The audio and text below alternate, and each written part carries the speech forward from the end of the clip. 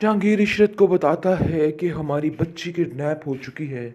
पता नहीं किस जालिम ने क्या बदला लिया है, मुझे तो कुछ समझ नहीं आ रही है। जिसको सुनकर वो काफ़ी हैरान होती है और कहती है कि न जाने कौन ये हरकत कर सकता है। चाहे जो मर्जी हो जाए, मेरी बेटी को ढूंढ निकालिए, वरना मैं कभी भी अपने आप को माफ़ नहीं करूँगी। जी, आप देखेंगे कि औरंगज़ेब को जो बुरे तरीके से सज़ा मिली है, जो कुछ उसने किया है, सब कुछ उसके सामने आ चुका है, क्योंकि अब वो इस दुनिया में नहीं रहा। यानी कि जो कुछ उसने करना चाहा, उल्ट ही उसका हुआ है। लेकिन नासिर भी ये बात को लेके काफ़ी परेशान होता है कि आखिर शाज़िया अब क्या करेगी और उसकी ज़िंदगी कैसे गुज़रेगी। गुड्डी के साथ इन लोगों का ये रवैया इन लोगों के ऊपर ही भारी पड़ गया है। गुड्डी बेशक बहुत बीमार और बुरी हालत में है, लेकिन आप देखेंगे कि औरंगज़ेब की इन हरकतों को याद कर कर के उससे इस चीज़ को बर्दाश्त नहीं हो रहा कि मेरे चचा जान ऐसे कर सकते हैं। आखिर वो ऐसा कैसे कर सकते थे। वो इस धोखे में बिल्कुल बीमारों सी हो गई है और उसको समझ ही नहीं आ रही कि आखिर वो करे तो करे क्या। आप देखेंगे बार बार उसके जहन में औरंगज़ेब आ रहा है और वो ये सोच सोच के हलकान हो रही है कि आखिर कोई अपने सगे भाई के साथ ऐसा कैसे कर सकता है, कैसे किसकी ज़िंदगी तबाह कर सकता है। नासिर कहता है कि परेशान मत होइए, गुड्डी बहुत जल्द ठीक हो जाएगी। मुझे इस बात का पूरा पूरा यकीन है, क्योंकि गुड्डी ने कभी किसी के साथ कुछ गलत नहीं किया है, इसलिए उसके साथ भी गलत नहीं होगा। परेशान होने की कोई भी ज़रूरत नहीं है। बहुत ज़्यादा टेंशनें बढ़ चुकी हैं इन लोगों के लिए, क्योंकि औरंगज़ेब जिस दिन उसकी डेथ हुई है उसके बाद उसके घर वाले बिल्कुल लाचार से हो चुके हैं और शाज़िया तो बिल्कुल रोती रुलाती रह गई है। उसका तो बहुत ही बुरा हाल है।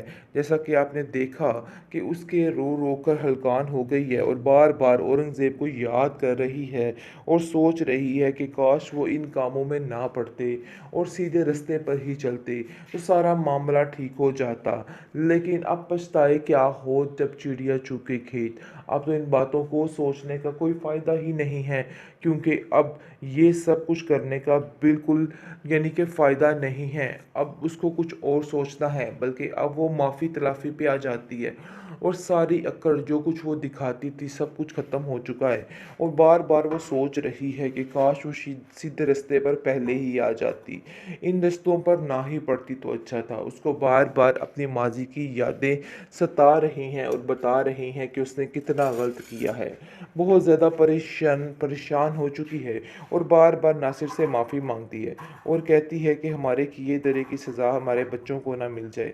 हमने जो कुछ किया है हमें इस चीज़ का एहसास है, लेकिन मैं आप लोगों से माफ़ी माँगती हूँ, क्या आप मुझे माफ़ कर सकते हैं? जिस पर आप देखेंगे कि वो कहता है कि मुझसे माफ़ी क्यों माँग रही हो? बल्कि जाकर गुड्डी से माफ़ी माँगो, जिसके साथ तुमने ये सब कुछ किया है। मुझे माफ़ी माँगने की कोई भी ज़रूरत नहीं है। बहरहाल आप देखेंगे कि वो कहती है कि मैं सबसे माफ़ी माँगने के लिए तैयार हूँ। वाक़ई में हमने आप सबके साथ बहुत गलत किया है।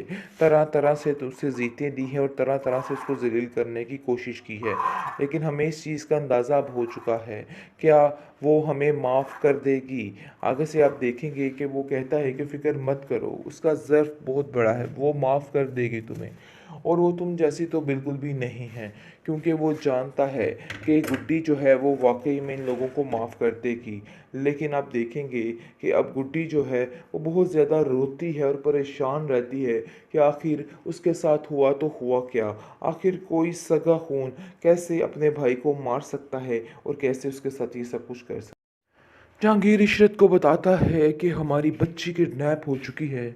पता नहीं किस जालिम ने क्या बदला लिया है, मुझे तो कुछ समझ नहीं आ रही है। जिसको सुनकर वो काफ़ी हैरान होती है और कहती है कि न जाने कौन ये हरकत कर सकता है। चाहे जो मर्जी हो जाए, मेरी बेटी को ढूंढ निकालिए, वरना मैं कभी भी अपने आप को माफ़ नहीं करूँगी। जी, आप देखेंगे कि औरंगज़ेब को जो बुरे तरीके से सज़ा मिली है, जो कुछ उसने किया है, सब कुछ उसके सामने आ चुका है, क्योंकि अब वो इस दुनिया में नहीं रहा। यानी कि जो कुछ उसने करना चाहा, उल्ट ही उसका हुआ है। लेकिन नासिर भी ये बात को लेके काफ़ी परेशान होता है कि आखिर शाज़िया अब क्या करेगी और उसकी ज़िंदगी कैसे गुज़रेगी। गुड्डी के साथ इन लोगों का ये रवैया इन लोगों के ऊपर ही भारी पड़ गया है। गुड्डी बेशक बहुत बीमार और बुरी हालत में है, लेकिन आप देखेंगे कि औरंगज़ेब की इन हरकतों को याद कर कर के उससे इस चीज़ को बर्दाश्त नहीं हो रहा कि मेरे चचा जान ऐसे कर सकते हैं। आखिर वो ऐसा कैसे कर सकते थे? वो इस धोखे में बिल्कुल बीमारों सी हो गई है और उसको समझ ही नहीं आ रही कि आखिर वो करे तो करे क्या? आप देखेंगे बार-बार उसके ज़हन में औरंगज़ेब आ रहा है और वो ये सोच-सोच के हलकान हो रही है कि आखिर कोई अपने सगे भाई के साथ ऐसा कैसे कर सकता है? कैसे किसकी ज़िंदगी तबाह कर सकता है? नासिर कहता है कि परेशान मत होइए, गुड्डी बहुत जल्द ठीक हो जाएगी। मुझे इस बात का पूरा-पूरा यकीन है, क्योंकि गुड्डी ने कभी किसी के साथ कुछ गलत नहीं किया है, इसलिए उसके साथ भी गलत नहीं होगा। परेशान होने की कोई भी ज़रूरत नहीं है। बहुत ज़्यादा टेंशनें बढ़ चुकी हैं इन लोगों के लिए, क्योंकि औरंगज़ेब जिस दिन उसकी डेथ हुई है, उसके बाद उसके घर वाले बिल्कुल लाचार से हो चुके हैं और शाज़िया तो बिल्कुल रोती-रुलाती रह गई है। उसका तो बहुत ही बुरा हाल है। जैसा कि आपने देखा कि उसके रो-रो कर हलकान हो गई है और बार-बार औरंगज़ेब को याद कर रही है और सोच रही है कि काश वो इन कामों में ना पड़ते और सीधे रास्ते पर ही चलते, तो सारा मामला ठीक हो जाता। लेकिन अब पछताए क्या हो जब चिड़िया चुग गई खेत। अब तो इन बातों को सोचने का कोई फ़ायदा ही नहीं है, क्योंकि अब ये सब कुछ करने का बिल्कुल यानी कि फ़ायदा नहीं है। अब उसको कुछ और सोचना है, बल्कि अब वो माफ़ी तलाफ़ी पे आ जाती है और सारी अक्कड़ जो कुछ वो दिखाती थी सब कुछ ख़त्म हो चुका है और बार-बार वो सोच रही है कि काश वो सीधे रास्ते पर पहले ही आ जाती। इन रास्तों पर ना ही पड़ती तो अच्छा था। उसको बार-बार अपनी माज़ी की यादें सता रही हैं और बता रही हैं कि उसने कितना गलत किया है। बहुत ज़्यादा परेशान हो चुकी है और बार-बार नासिर से माफ़ी माँगती है और कहती है कि हमारे किए धरे की सज़ा हमारे बच्चों को ना मिल जाए। हमने जो कुछ किया है हमें इस चीज़ का एहसास है, लेकिन मैं आप लोगों से माफ़ी माँगती हूँ। क्या आप मुझे माफ़ कर सकते हैं? जिस पर आप देखेंगे कि वो कहता है कि मुझसे माफ़ी क्यों माँग रही हो? बल्कि जाकर गुड्डी से माफ़ी माँगो, जिसके साथ तुमने ये सब कुछ किया है। मुझे माफ़ी माँगने की कोई भी ज़रूरत नहीं है। बहरहाल आप देखेंगे कि वो कहती है कि मैं सबसे माफ़ी माँगने के लिए तैयार हूँ।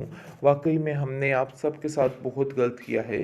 तरह-तरह से तो उसे ज़ीतें दी हैं और तरह-तरह से उसको ज़लील करने की कोशिश की है। लेकिन हमें इस चीज़ का अंदाज़ा अब हो चुका है। क्या वो हमें माफ़ कर देगी? आगे से आप देखेंगे कि वो कहता है कि फ़िक्र मत करो, उसका ज़र्फ़ बहुत बड़ा है, वो माफ़ कर देगी तुम्हें।